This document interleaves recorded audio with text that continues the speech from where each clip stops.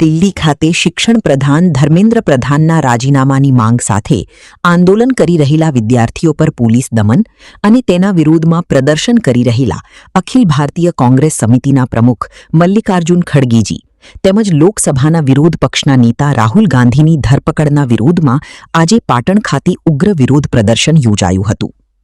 ગુજરાત પ્રદેશ કોંગ્રેસ પ્રમુખ અમિત ચાવડાની સૂચના અનુસાર પાટણ જિલ્લા કોંગ્રેસ સમિતિ દ્વારા ટીબી 3 રસ્તા ખાતે તાત્કાલિક ધોરણે આ વિરોધ કાર્યક્રમનું આયોજન કરવામાં આવ્યું હતું. કાર્યક્રમ શરૂ થાય તે પૂર્વે જ સમગ્ર ટીબી 3 રસ્તા વિસ્તાર પોલીસ છાવણીમાં ફેરવાઈ ગયો હતો.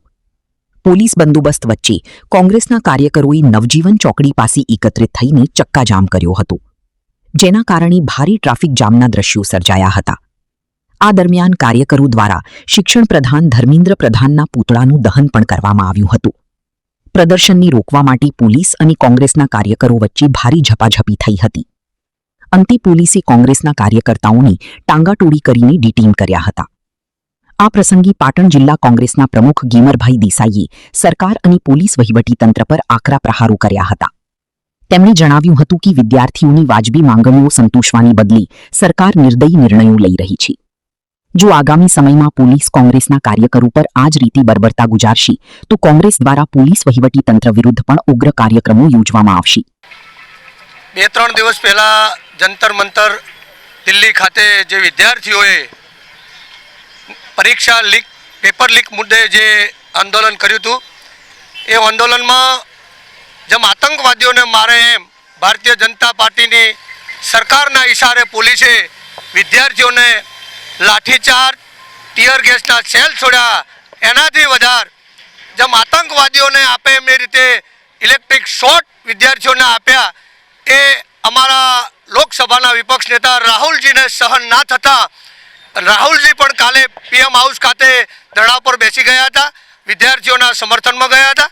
એના અનુસંધાનમાં આજે પાટણ જિલ્લા કોંગ્રેસ, યુથ કોંગ્રેસ, એનએસઆઈ અને પાટણ જિલ્લાના તમામ કોંગ્રેસી કાર્યકરો સાથે ધર્મેન્દ્ર પ્રધાનના રાજીનામાની માંગ કરી છે અને એમના પુતળા દહનનો કાર્યક્રમ રાખેલો છે. પાટણમાં પણ આજે પોલીસે જેમ કોંગ્રેસે કંઈ આતંક મચાવ્યો હોય એ રીતે એક કાર્યકરની ચોફેર પોલીસ ફરે છે.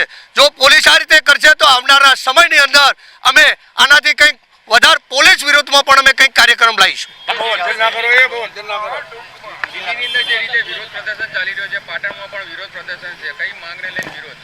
આજે જે રીતે નીટની પરીક્ષાનું પેપર લીક થયું, ઘણા બધા વિદ્યાર્થીઓ આત્મહત્યા કરી અને એને લઈ અને દિલ્હી જંતર મંતર ખાતે જે આંદોલન ચાલી રહ્યું છે, આંદોલનને કોંગ્રેસે ટેકો જાહેર કર્યો છે. અમારા રાહુલજીની ધરપકડ કરવામાં આવી, પ્રિયંકાજીની પણ ધરપકડ કરવામાં આવી. એના વિરુદ્ધમાં આજે પાટણ ખાતે કેન્દ્રના શિક્ષણ મંત્રી ધર્મેન્દ્ર પ્રધાનનું રાજીનામું માગેલું છે અને એના અનુસંધાને ધર્મેન્દ્ર પ્રધાનના પુતળા દહનનો કાર્યક્રમ આજે રાખવામાં આવે છે. તમે જોઈ રહ્યા છો કે ઘણી બધી પોલીસનો કાફલો અહીં ખડકાયો છે, છતાં પણ કોંગ્રેસના અમારા મક્કમ કાર્યકરો, તમામ હોદ્દેદારો મોટી સંખ્યામાં ઉપસ્થિત છે.